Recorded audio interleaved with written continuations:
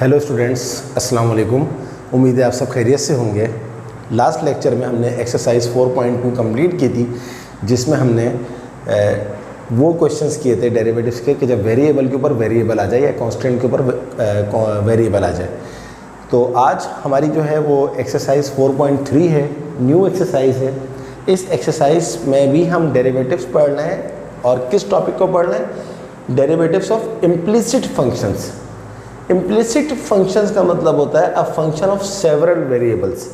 अगर आपके पास एक साथ वेरिएबल आ जाएं, आपने इससे पहले फॉर एग्जांपल पढ़ा था, जैसे क्वेश्चन था y is equals to x square, तो ये बिल्कुल क्लियर है, y is equals to x square. आपने कहा था dy बाई डी एक्स जो होता है वो 2x होता है। तो ये जो फंक्शन आपने पढ़ा था ये कहलाता है एक्सप्लिसिट फंक्शन, क्योंकि इसमें अलग अलग है वेरिएबल्स। लेकिन अब आप ऐसे क्वेश्चंस देखेंगे जिसमें आपको x और y एक साथ नज़र आएगा।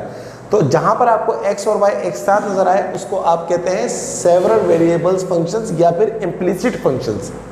एक्सरसाइज स्टार्ट करते हैं। क्वेश्चन नंबर 2 ले लेते हैं हम, y square is equals to 4ax और हमें वही dy बाई डी एक्स निकालना है।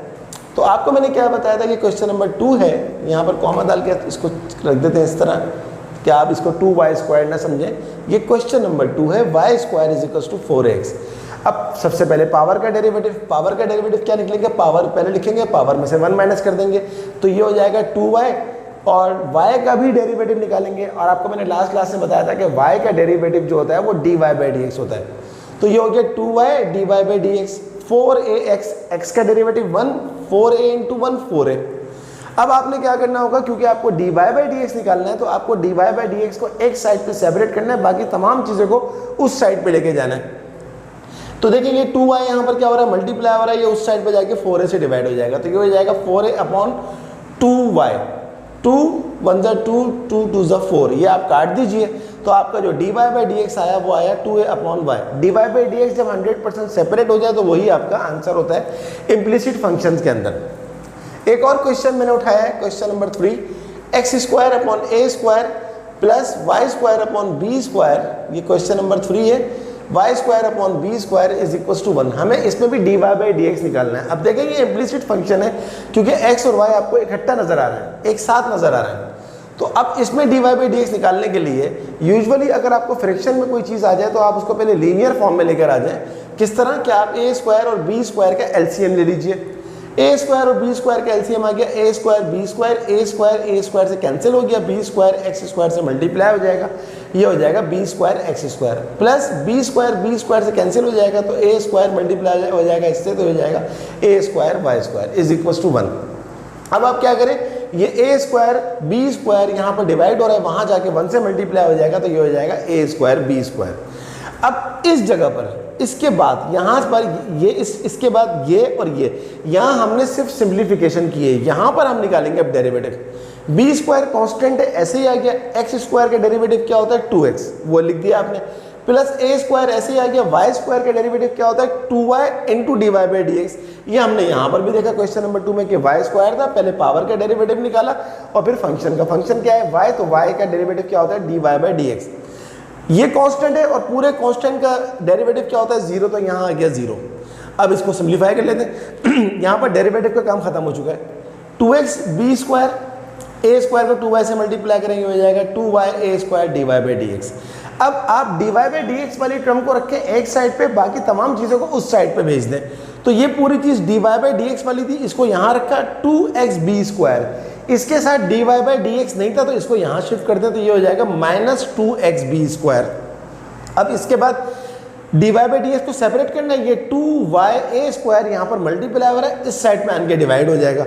तो जब ये डिवाइड हो जाएगा minus 2x b square upon 2y a square आ गया। तो आप देखिए 2 से 2 कट रहा है तो आप 2 से 2 को काट दें, तो यहाँ पर बाकी क्या बचा, minus x upon y b square upon A square. Hence our answer dy by d x is equals to minus x b square upon y square. And ये आपका फाइनल आंसर आ गया क्योंकि dy by d x 100% separate हो गया। एक और question ले लेते हैं, क्वेश्चन नंबर 8। क्वेश्चन नंबर 8 में है e power x exponential function ln y natural log is equals to sine inverse y। अब इस टाइप के क्वेश्चंस एग्जाम में बहुत आते हैं क्योंकि इसमें आपको वर्किंग करनी है, ज़्यादा वर्किंग है। देखिए दो फंक्शंस मल्टीप्लाई हो रहे हैं, तो एक को आप u कह देंगे और एक को आप v कह देंगे। u आपके पास है ex, this implies that u dash, derivative of ex क्या होता है, e का डेरिवेटिव क्या होता है, और e का डेरिवेटिव ex ही होता है। v आपके पास क्या है, second function ln y, ln y का डेरिवेटिव क्या होता है, ln के साथ में जो भी चीज़ लिखी हुई होती है वो 1/, में आ जाती है, तो ये हो गया 1/y डॉट y का डेरिवेटिव मैंने आपको क्या बताया, dy/dx। फंक्शन किसको बोलते हैं, जो ln के आगे लिखा हुआ होता है। v डैश भी आपका आ गया। इस साइड पे देखिए साइन इनवर्स y, आपने derivative of inverse trigonometric functions पढ़े थे, आपको बताया था मैंने, और आप उस लेक्चर को देख लीजिएगा, उसमें फॉर्मूला लिखा हुआ है। साइन इनवर्स x का डेरिवेटिव होता है 1/1 माइनस एक्स स्क्वायर का square root into derivative of its function. Function क्या होता है, जो इनवर्स के आगे लिखा हुआ होता है। इनवर्स के आगे क्या लिखा हुआ है, x का डेरिवेटिव 1 होता है, 1 लिखने की जरूरत नहीं है, ये आप याद रखिए। अब आपके पास ये फॉर्मूला, जब दो फंक्शंस मल्टीप्लाई हो रहे हो तो u इंटू बी का फॉर्मूला लगता है। मैंने फॉर्मूला इससे लिख दिया कि आपको रिकॉल हो जाए। u dot V is equal to u dot V dash plus v dot u dash, लगा दीजिए इस पूरे के ऊपर लेफ्ट साइड पे फॉर्मूला। u आ गया ex डॉट v डैश क्या था, 1/y dy/dx plus v as it is आ गया, v क्या है, ln y dot u dash, u dash आपके पास क्या है, ex, ये आ गया ex is equal to sine inverse x का डेरिवेटिव होता है 1/1 माइनस एक्स स्क्वायर का रूट। तो साइन इनवर्स y का डेरिवेटिव क्या होगा, बस सिंपली जहां पर x है वहां पर y लगा दीजिए, 1/1 minus y square into derivative of its function. क्योंकि यहां पर x था, x का डेरिवेटिव 1 लिखने की जरूरत नहीं है, लेकिन अब क्योंकि यहां पर y है और y का डेरिवेटिव क्या होता है, dy/dx, तो वो लिखने की जरूरत है। यहां तक हम पहुंच गए। अब हम क्या करेंगे, जितने भी dy/dx है उन सबको उठा के एक तरफ ले आएंगे और जितने भी विदाउट dy/dx है उनको एक तरफ शिफ्ट कर देंगे। तो ये देखिए ex इंटू 1/y dy/dx, ये टर्म यहीं रखें और ये वाली जो dy/dx की टर्म है इसको यहाँ शिफ्ट कर दें। ये पूरी टर्म प्लस की थी, यहाँ आन के माइनस हो गई, 1/1 माइनस वाई स्क्वायर का square root dot dy/dx is equal to, इसको यहाँ शिफ्ट कर दीजिए, सॉरी इसको यहाँ शिफ्ट कर दें, माइनस ई की पावर x, ये प्लस है तो माइनस हो जाएगा, ई की पावर x ln y यहाँ पर आ गया। अब आखिरी काम क्या करना है आपको, इन दोनों में देखें dy/dx कॉमन आ रहा है, तो यहाँ से dy/dx कॉमन ले लीजिए। यहाँ क्या बचेगा, ex को 1 से मल्टीप्लाई कीजिए तो ये हो जाएगा ex अपॉन ये हो जाएगा y और माइनस 1/1 माइनस वाई स्क्वायर का रूट। इस साइड पे जो लिखा हुआ है वो है माइनस ई की पावर x ln y, और ये पूरी चीज़ dy/dx से मल्टीप्लाई हो रही है, इसको इस साइड पे लाके डिवाइड करते हैं तो आपका dy/dx का जो आंसर आ गया वो आ गया माइनस ई की power x ln y upon whole upon ex upon y minus 1/1 minus y square का रूट। इसको मजीद सिंप्लीफाई भी कर सकते हैं, वो मैं आपके ऊपर छोड़ता हूँ। अगर आप चाहें तो एलसीएम ले लीजिएगा, इसका एलसीएम लेके कर दें, लेकिन वो इतना नेसेसरी नहीं है तो इसलिए मैंने यहाँ पर लाके छोड़ दिया। आई होप कि आपको समझ में आया होगा कि इम्प्लिसिट फंक्शन के डेरिवेटिव्स किस तरह निकालते हैं। इसमें देखें स्टूडेंट्स, टोटल जो क्वेश्चंस हैं एक्सरसाइज 4.3 में टोटल क्वेश्चंस है 10, मैंने 3 क्वेश्चंस करवा दिए, कोई नया कॉन्सेप्ट नहीं था। एक जो इम्प्लिसिट फंक्शन का कॉन्सेप्ट था वो मैंने आपको बता दिया है, उसके अलावा सारी चीज़ें पुरानी वाली हैं। वही u अपॉन v का फॉर्मूला है, वही वेरिएबल टू वेरिएबल आ रहा है, वही इन्वर्स आ रहा है।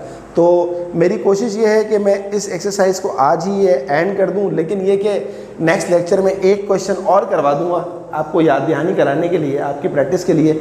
बट मैं समझता हूँ you can do all remaining questions, आप सारे क्वेश्चंस कर सकते हैं इसके बकाया, और आपके लिए अब कोई मुश्किल नहीं होनी चाहिए। I hope you understand today's lecture, इसकी प्रैक्टिस करें। इंशाल्लाह नेक्स्ट लेक्चर के अंदर हम एक क्वेश्चन इसका और कर लेंगे 4.3 का, और फिर हम स्टार्ट करेंगे इस चैप्टर की last exercise 4.4। Okay student, hope you understand today's lecture. अल्लाह हाफिज़।